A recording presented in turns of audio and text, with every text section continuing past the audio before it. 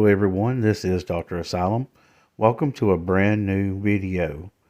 Tonight we have 3 stories for you, ranging from haunted woods to love at first sight. A special shout out to all the authors. Without them and you, the listeners, this would not be possible. So if you feel this video deserves one, please drop that like, for it helps the channel out so much. And if you're new to the channel, please consider subscribing. Thank you and have a good night.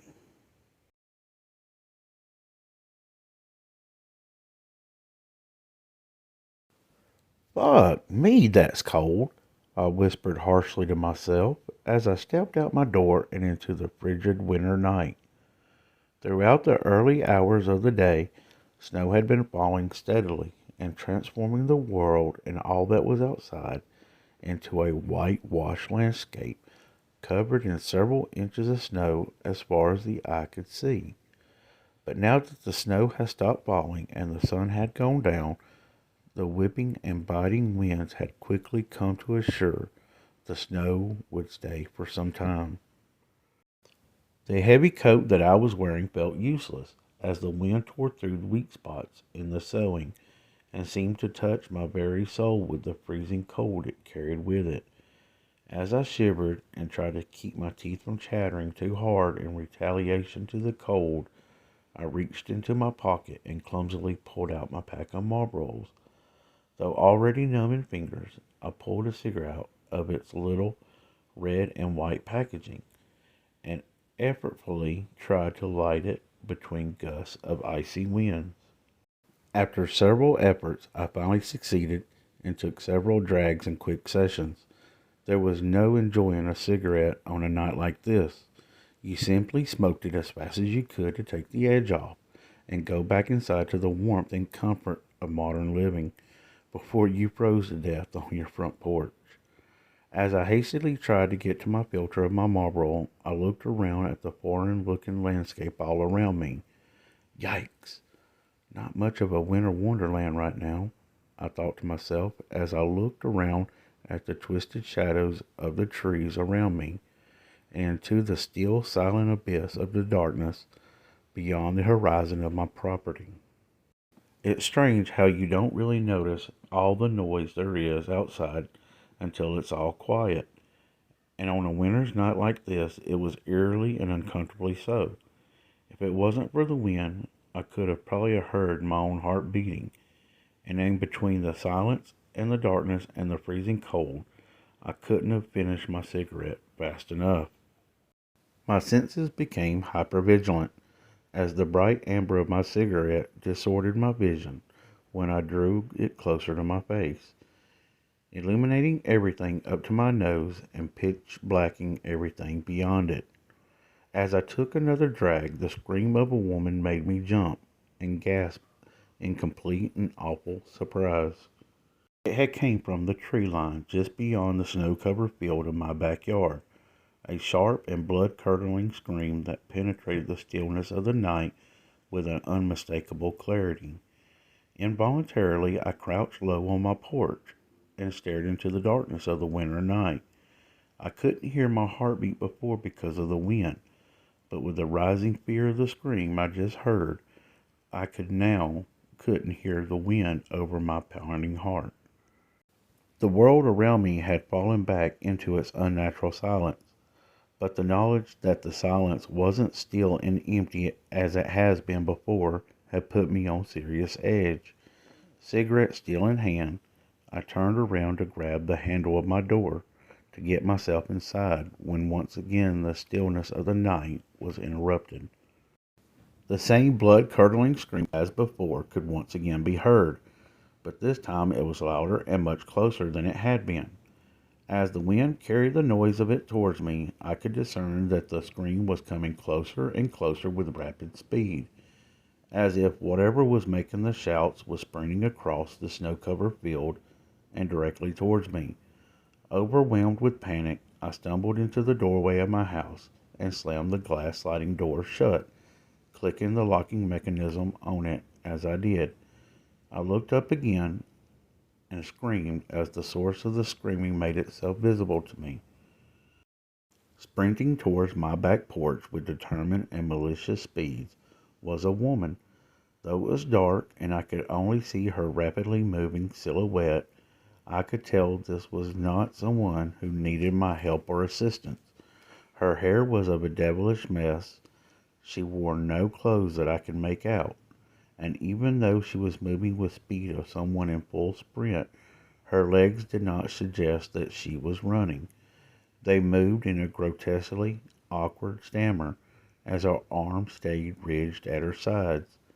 The screams grew louder and fiercer, and even though my shocked and horrified state, I knew that any human being in existence would have stopped and taken a breath by now, but this woman did not. Before I could even attempt to process the horribleness I was seeing, the woman had reached the top of my porch stairs.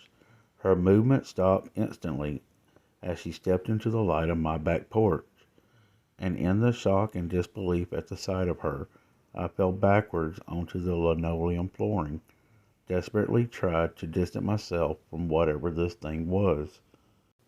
Her skin was blue and black, frozen from the cold. Her face was twisted into a horrible expression of pure rage, like some horrifying still frame of a rabid dog. Yellow teeth protruded crookedly out of her lips that had been drastically split down the center, perhaps as a result of moving them after they froze. One of her eyes was missing, entirely gouged out of her head by some carrion bird or scavenger. An empty, mangled hole in her head. The other stared wildly unblinking with unrestrained malice, a dead and gray gaze of total evil. The figure's wrathful eye seemed to lock with my quivering self.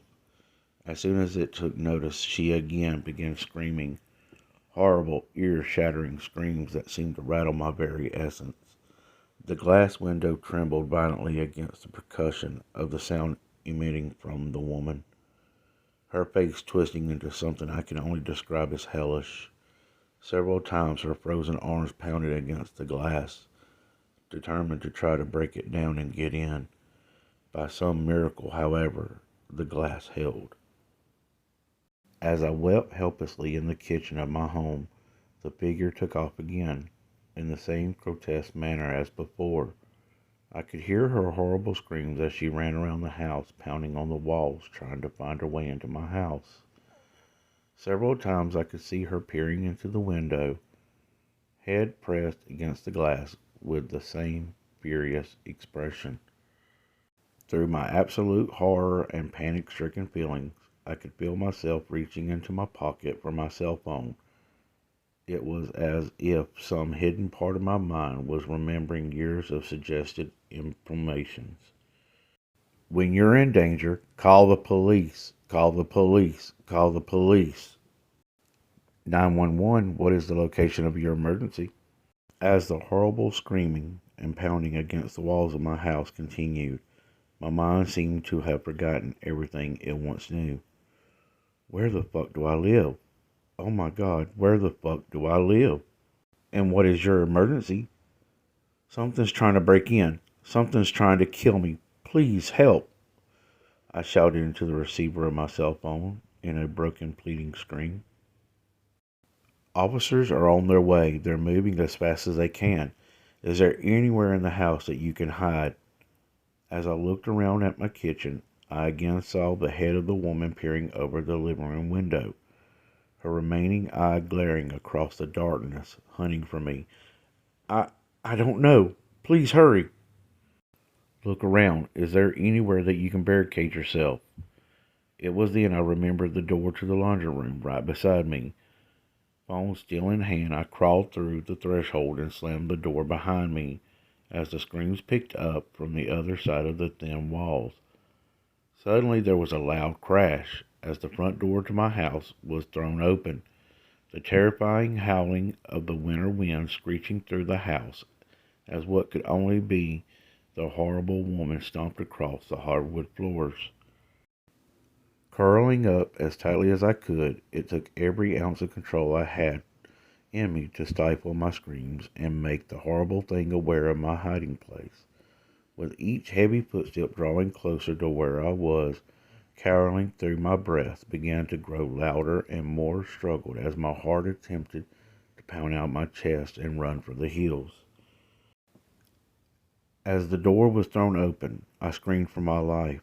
In my absolute and all-encompassing fear, I didn't notice the uniform shadow of a policeman shining his flashlight in my face with his gun drawn.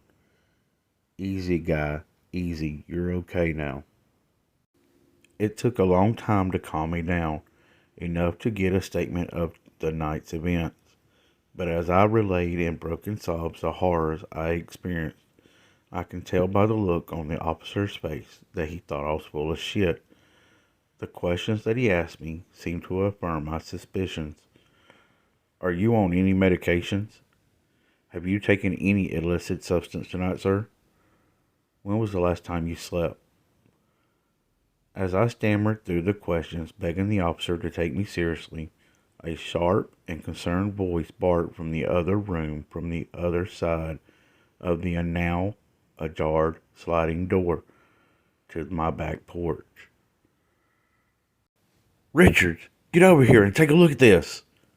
As we stepped out of the living room and back towards the kitchen, I saw Richard's partner standing out on the snow-covered porch, shivering in the bitter cold with his flashlight pointing towards the ground, his face pale and stuck in a concerned and perplexed gaze as his flashlight illuminated a trail of unmistakable human footprints, barefooted, heading away from my porch into the frozen and desolate darkness of the fields beyond my house.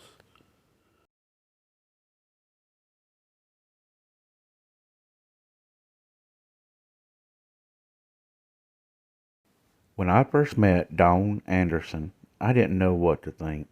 She just booked a counseling session seemingly out of the blue, and I had no prior information about her.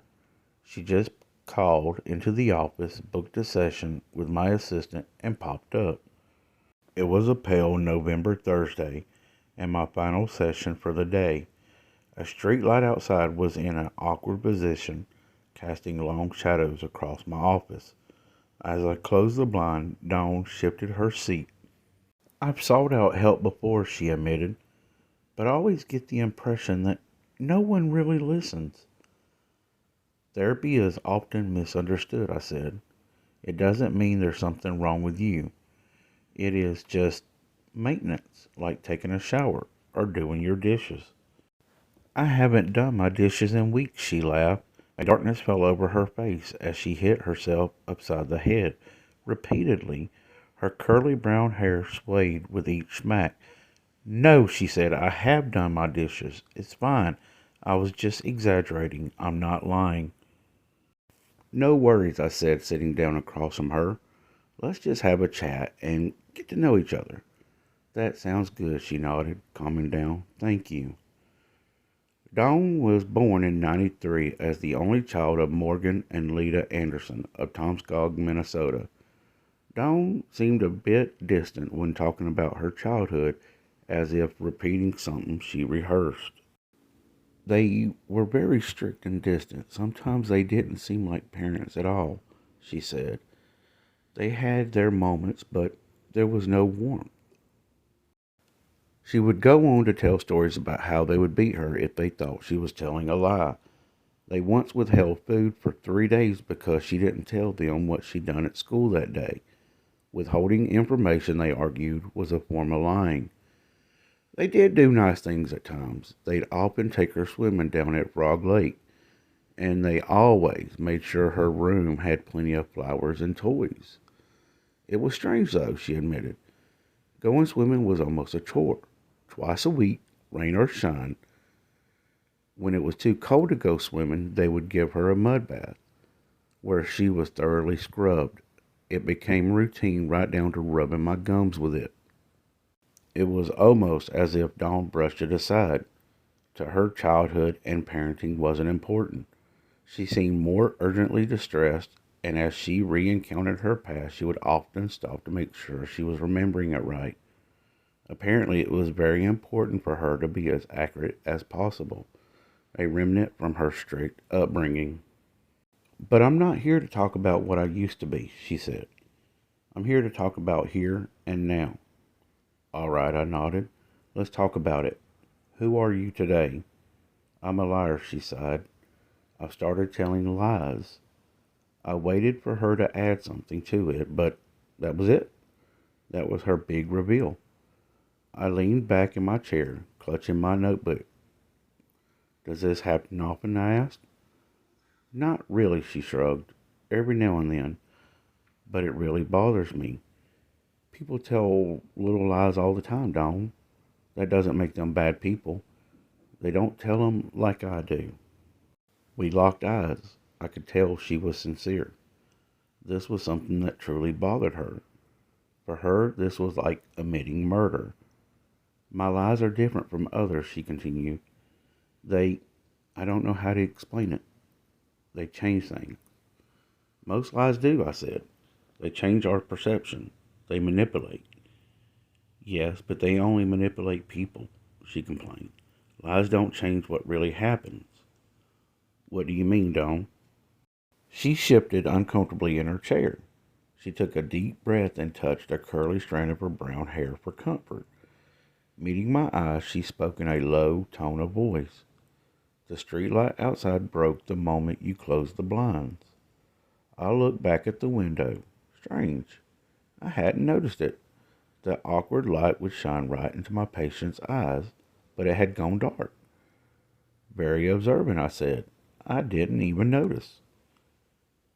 That's because I lied, she said. It just seems true, but it isn't. The light worked just fine up until I said it didn't. So you turned it off? I asked. With your lies? Yes. She was dead serious. I got up from my chair and peeked out the window.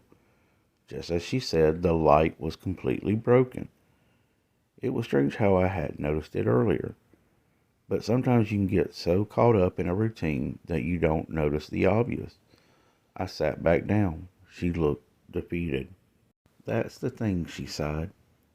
It's really hard to convince people I'm telling the truth, that things change based on my lies. How would that work exactly? I asked. I don't know, Dawn said. But I didn't have an appointment when I came here today. I lied about it, and then suddenly I had one. That's not right, I smiled. We had a call in last Tuesday. We got your number and everything. I held up my cell phone showing her the booking receipt. There it is. I change things, Dawn insisted. What I say changes things. It changes what happened to accommodate for my lies. So when did this start, Dawn? I think it's always been like this, she said. I think my parents knew. Maybe that's why they taught me to never lie. But you started lying anyways, I said. Can you remember something recent? There have been a few accidents, Dawn said. I used to have a friend who went to veterinary school, and an acquaintance who worked for a bank. We've been out of touch for a few years, and when we met up, I got them mixed up. So I was convinced the person I was talking to had gone to veterinary school. But they didn't. No, they worked at a bank, I'm sure of it. But now they had both gone to veterinary school. They couldn't have. Memory is a fragile thing, I said. What is most likely that you misremembered something or that your misunderstanding changed events that had already happened? I know what you want me to answer, but the proof is overwhelming. So why did you come here today, Dawn? I want to stop lying. I never want to tell a lie again. She breathed a sigh of relief. I nodded, making notes in my notebook. So what is stopping you? I asked. What stops you from being completely honest? Honestly, it is addicting, she said. Once you start, it's hard to stop. How so? I don't think you understand. The possibilities are staggering. It's like if you could win the lottery by snapping your fingers, what would stop you from just snapping your fingers all day? Getting a sore thumb, I suppose. That's what it feels like to me, she said. It's like having a sore thumb in my mind. Every lie I tell is just, well, it takes something away. Life is full of little inconveniences, I said. I don't think you should punish yourself for finding ways to cope. It's not just coping, and it's not just punishing myself. It just happens. Like using a muscle too much. It aches. It hurts. Is that why you hit yourself on the side of your head when we started talking? Yeah, she nodded. It distracts me from the pain.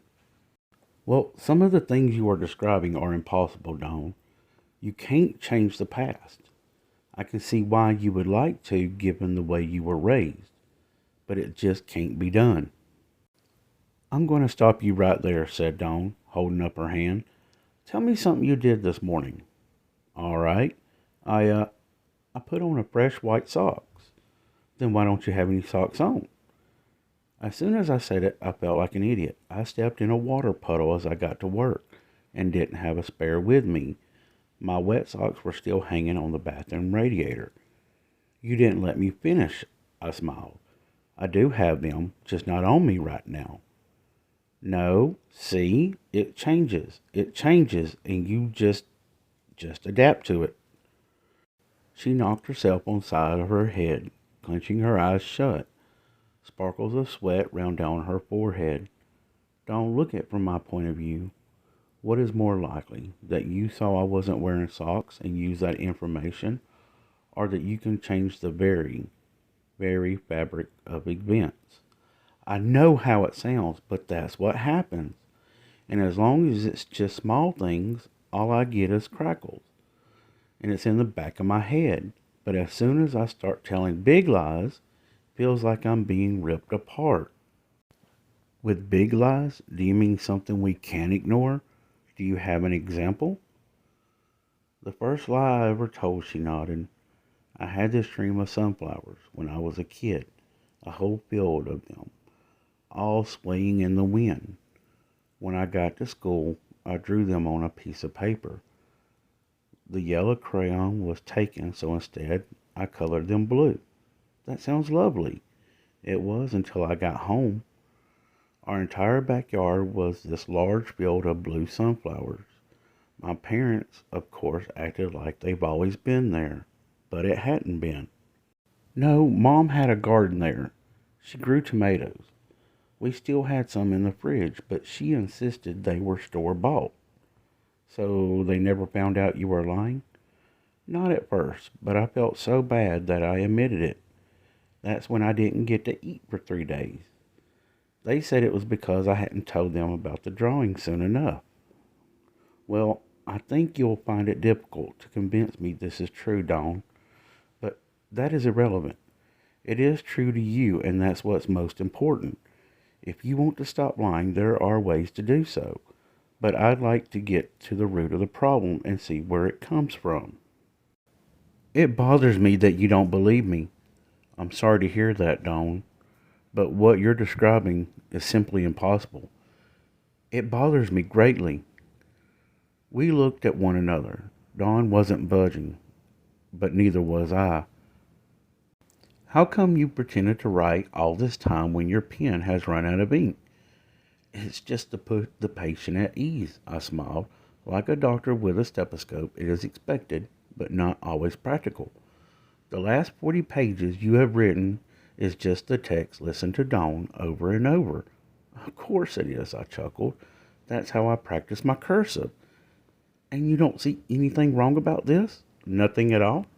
Coincidences happen, but all that you pointed out are things I can clearly remember. I can't be surprised by a stated fact, but that's just, ugh. Dawn wiped her nose as a single drop of blood dripped out.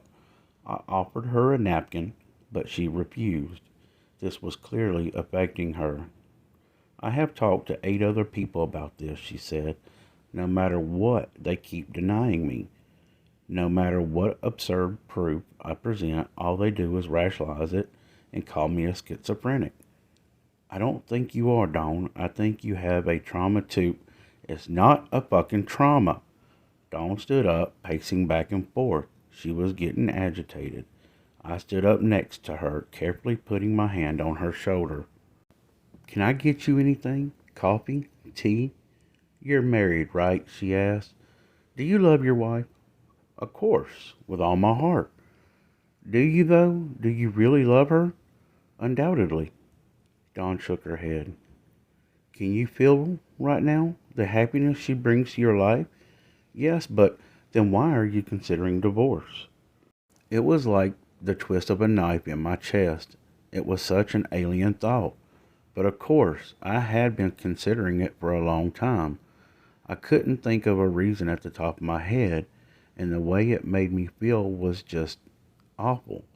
Patricia and I had our ups and downs over the years, but we've always grown stronger because of it. Sure, we hit a rough patch in the past few weeks, but you said you loved her, said Dawn. You said you were happily married. Then something's changed.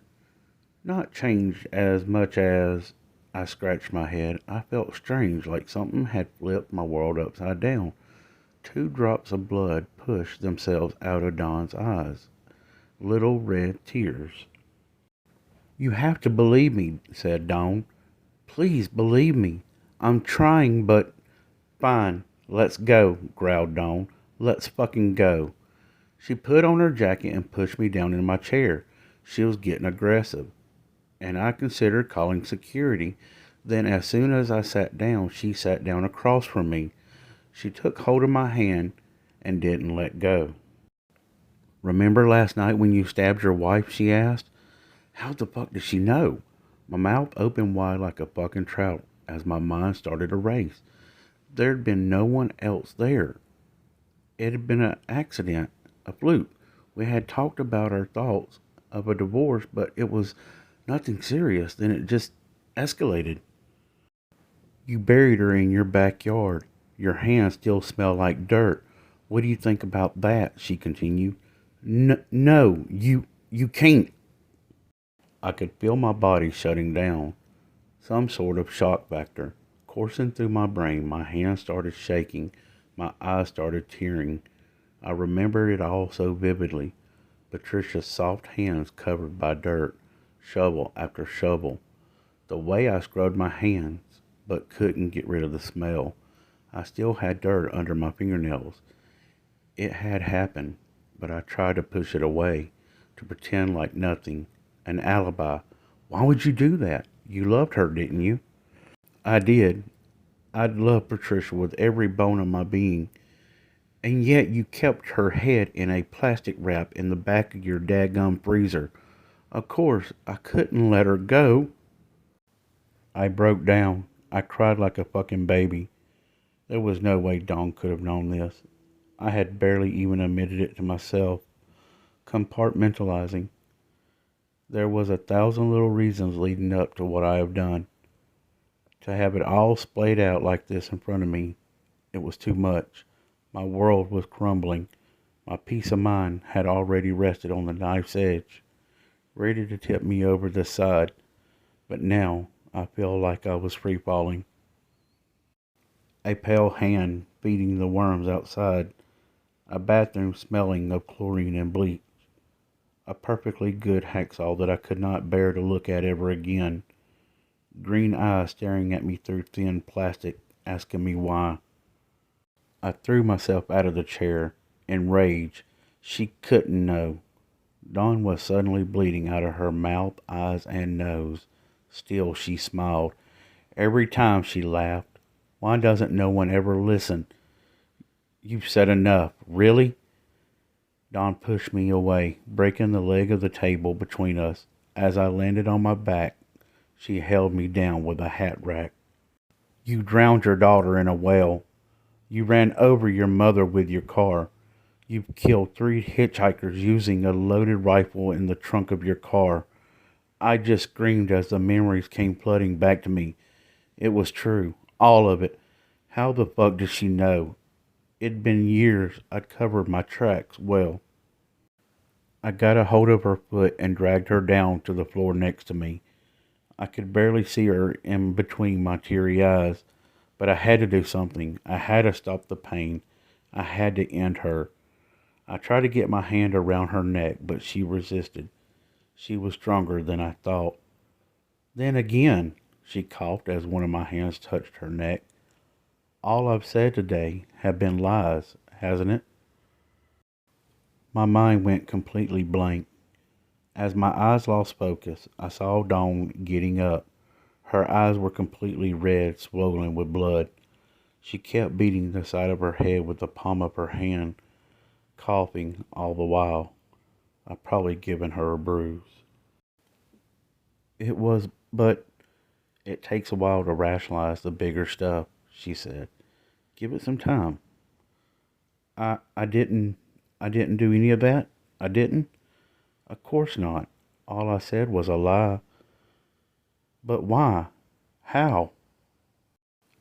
I think that's enough, sighed Dawn. I can't say I'm surprised. No one ever believes me. Just try to remember me as Dawn Anderson, a young, human woman, and not the way you truly see me. As she left the office, I was still sitting on the floor. I couldn't even understand why. I had no reason to be upset or attack her.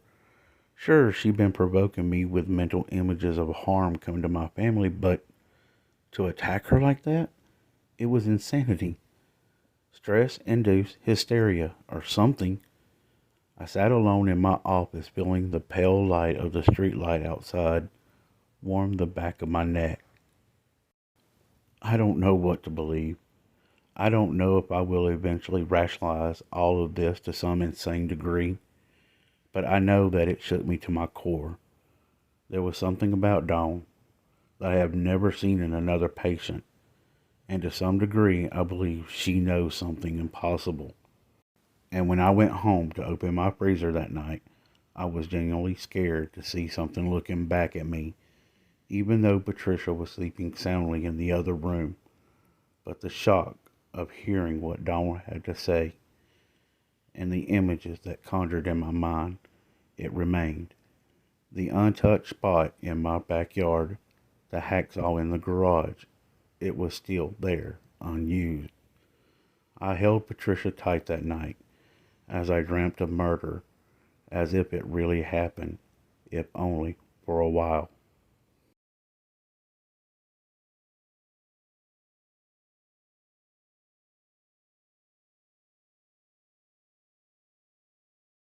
I grew up in a home with two parents who absolutely despised each other and only stayed together because it was easier for them than getting a divorce.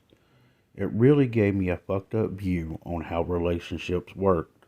Unfortunately for me, this meant a lot of my girlfriends would end up dumping me due to how miserable our relationships were. I just assumed that my parents' way of treating each other was the way I should interact with them. I will admit I was never in love with any of them. The first person I ever fell in love with was my coworker Lisa. I remember standing there speechless the first time we were introduced. I have never seen anyone so beautiful in my entire life. The chemistry between us was instantaneous, and we were always flirting with each other. We'd end up being the talk of the office as all my other coworkers were gossiping about us behind our back. I ended up being her shoulder to cry on after her last relationship ended. Over the course of a few weeks, we ended up falling in love and quickly moving in together. She still reminisces sometimes about her former fiance, and I try to console her the best I can. It is hard not to smile, though, as I remember the look on his face as I swerved onto that pavement and hit him with my car. I had to reverse over his face a few times to make sure he was dead and to teach him not to get in the way of true love.